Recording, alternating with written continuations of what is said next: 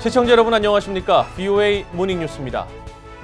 존 볼튼 백악관 국가안보보좌관이 경질되면서 미국의 대북 정책에는 어떤 변화가 있을지 주목되고 있습니다. 전문가들은 대북 협상에 미칠 영향이 제한적일 것이라는 분석과 함께 일부 협상 문턱이 낮아질 수도 있다는 전망도 내놨습니다. 김영교 기자가 취재했습니다. 스콧 스나이더 미국 외교협회 국장은 볼튼 보좌관의 직책 등을 감안할 때 미북 협상의 걸림돌 일부가 제거된 것으로 볼 수 있다고 평가했습니다. 북한 역시 이런 상태를 시험해보기 위해 실무 협상에 나설 것으로 예상되지만 미국의 대북 협상 기조가 크게 달라지진 않을 것으로 전망했습니다.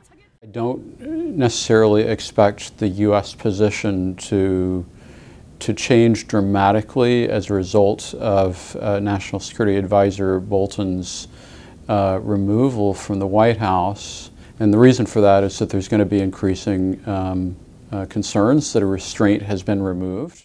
스나이더 국장은 특히 트럼프 대통령이 김정은 위원장과 합의에 열을 올리려 할 경우 의회 등에서 이를 제어하는 움직임이 있을 것으로 내다봤습니다. 크리스토퍼 힐 전 국무부 동아태 차관보도 볼튼 보좌관이 한반도 문제에서 일찌감치 손을 뗐던 만큼 대북 협상에 미칠 영향 또한 없다는 분석을 내놨습니다. He has been sidelined from the Korean account for some time. You recall when the president was at the DMZ, he was in Mongolia. So I don't think it will make a major difference. 트럼프 행정부가 더 적극적인 대북 관여에 나설 여지가 생겼다는 분석도 있습니다. 대량 살상 무기 등을 포함한 빅딜을 강조했던 볼튼 보좌관이 물러난 만큼 북한에 대한 미국의 요구 조건이 낮아질 수도 있다는 겁니다. With Mr. Bolton gone, perhaps it'll be the Trump administration will have a more forward-leaning engagement policy, perhaps lowering the bar on what we've been calling on North Korea to do. 미첼리스 전 국무부 정책기획실장도 이번 일로 미북 실무협상 재개 가능성이 더 높아졌고 트럼프 대통령이 북한에 더 관여할 수 있는 길이 열렸다고 전망했습니다. 앞서 마이크 폼페오 국무장관은 볼튼 보좌관의 경질이 알려진 직후 열린 기자회견에서 대통령의 외교 정책이 특정인의 거취로 바뀌지 않을 것이라고 강조했습니다. But I don't think any leader around the world should make any assumption that because some one of us departs, that President Trump's foreign policy will change in a material way. VOA 뉴스 김영교입니다. 중국과 러시아의 대북 정제유 공급량 보고가 지연되고 있습니다. 이런 가운데 유엔 안보리 대북제재위원회 전문가 패널이 지적한 대북 정제유 운반 선박은 최근까지 북한을 오가는 활발한 움직임을 보이고 있는 것이 확인됐습니다. 오택성 기자가 전해드립니다. 유엔 안보리는 2017년 12월 채택한 대북결의 2397호에서 매월 북한의 판매 또는 제공한 정제유의 양과 금액을 30일 이내에 보고하도록 했습니다. 하지만 중국은 대북 정제유 공급량 보고를 2달 넘게 하지 않고 있습니다. 중국의 마지막 보고는 지난 7월에 보고한 5월 대북 공급량으로 당시 정제유 1,536톤을 북한에 공급했다고 알렸습니다. 안보리 결의에 따르면 중국은 지난 6월 공급량은 7월 30일까지, 7월 공급량은 8월 30일까지 유엔에 보고했어야 합니다. 중국은 정제유 보고 지연 이유를 묻는 VOA의 질문에 답하지 않았습니다. 러시아의 보고도 지연되고 있습니다. 러시아는 안보리에 지난 6월까지의 대북 정제유 공급량을 보고했지만 7월 공급량에 대한 보고는 하지 않고 있습니다. 중국과 러시아가 안보리에 각각 보고한 올해 대북 정제유 공급량은 5,730톤과 23,312톤입니다. 합산하면 29,042톤, 약 229,440배럴로 안보리가 정한 북한의 연간 정제유 수입 한도 50만 배럴의 46% 수준입니다. 이런 가운데 대북 정제유 공급과 관련해 안보리 대북제재위원회 전문가 패널은 중간 보고서를 통해 외국 선박 3척이 북한의 정제유를 운반한 혐의가 있다고 밝혔습니다. 해당 선박은 베트남 깃발을 단 비에틴 015와 시에라리온 깃발을 단 셀린 015, 그리고 국적이 확인되지 않은 리젠토입니다. 선박 추적 시스템 마린 트래픽을 통해 확인한 결과 비에틴 015는 최근까지 활발하게 운행한 것으로 나타났습니다.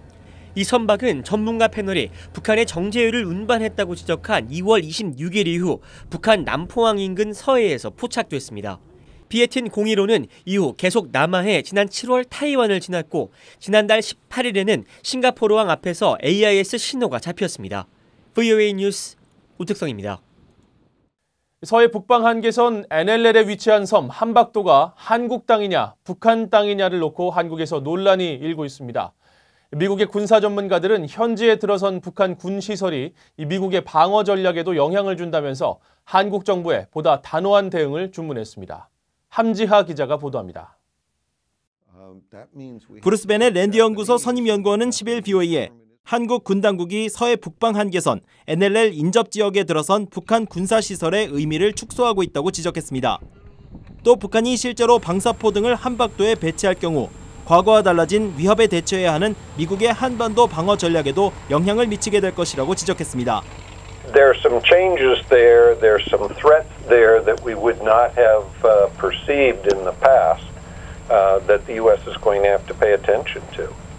특히 인천시는 북한의 240mm 다연장 로켓 사정권에 들어가고 거리상 효율성은 떨어지더라도 북한의 대공미사일 SA-2 타격 범위에도 모두 포함된다고 베넷 연구원은 지적했습니다.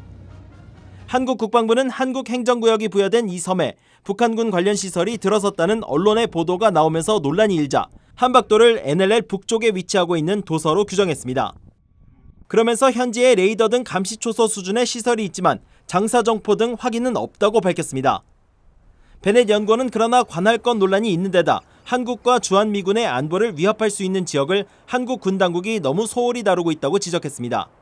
If you did that elsewhere for other countries, like with the U.S. and took part of Niagara Falls and said 주한미군 특수작전사령부 대령 출신인 데이비드 맥스웰 민주주의 수호재단 선임 연구원은 북한이 함박도에 군사장비 등을 설치해 한국 안보에 위협이 줄 가능성을 제기했습니다.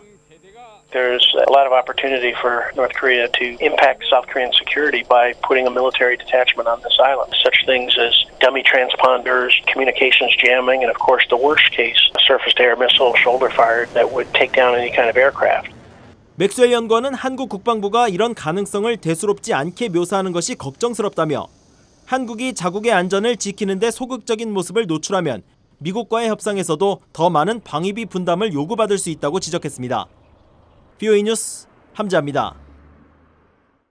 토마스 오에아 퀸타나 UN 북한 인권 특별 보고관은 중국 당국의 탈북민 단속 강화 조치에 대해 다음 달 22일 UN 총회 보고에서 강하게 문제를 제기할 것이라고 밝혔습니다. 퀸타나 보고관은 10일 중국 당국이 최근 전자기기를 통해 대중교통 승객들에 대한 신분증 검문을 강화했다는 BOA의 보도에 대해 우려를 나타내며 이같이 말했습니다.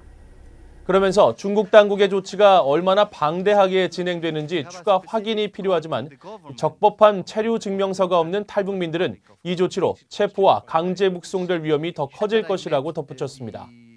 퀸타나 보고관은 또 헌법으로 북한 주민을 자국민으로 인정하고 있는 한국 정부가 탈북민 사안에 더 목소리를 내줄 것을 주문했습니다. 한국의 이산가족단체가 결의문을 통해 한국 정부가 이산가족의 날을 국가기념일로 제정하는 법안을 조속히 의결할 것을 촉구했습니다. 한국의 1천만 이산가족위원회는 11일 이북 오도청에서 열린 38회 이산가족의 날 기념식에서 결의문을 통해 이같이 밝히고 이산가족의 수가 갈수록 줄어드는 현실을 감안해 정부가 더 적극적으로 문제 해결에 나서줄 것을 촉구했습니다. 이어 북한도 이산가족 문제 해결의 첫 단계인 이산가족 생사 소재 확인 제안에 즉각 호응해 줄 것을 호소했습니다. 행사에 참석한 김현철 한국통일부 장관은 한국 정부의 노력이 이산가족의 염원을 푸는데 크게 못 미쳐 죄송하다며 지구상에서 가장 긴 이별을 빨리 끝내야 할 것이라고 말했습니다. 마이크 폼페오 미 국무장관이 한국의 명절인 추석을 맞아 축하 성명을 발표했습니다. 폼페오 장관은 10일 언론 성명에서 미국 정부와 미국인을 대신해 한국과 북한 그리고 전 세계에 있는 한국인들에게 행복한 추석 연휴를 기원한다고 말했습니다. 그러면서 고향을 방문하고 가족들이 모이며 훌륭한 음식과 친근한 선물이 있는 이 시간에 미국도 잠시 멈추고 이 삶의 많은 축복에 대해 감사해야 한다는 점을 상기한다고 밝혔습니다. 폼페오 장관은 이 사색의 시간에 한국과 미국의 동맹의 힘을 생각하게 된다며 미한 동맹은 민주주의와 자유, 인권이라는 공동의 가치와 평화와 번영이라는 공동의 이익의 확고한 토대 위에 서 있다고 강조했습니다. 이상으로 BOA 모닝뉴스를 마칩니다. 시청해주신 여러분 고맙습니다.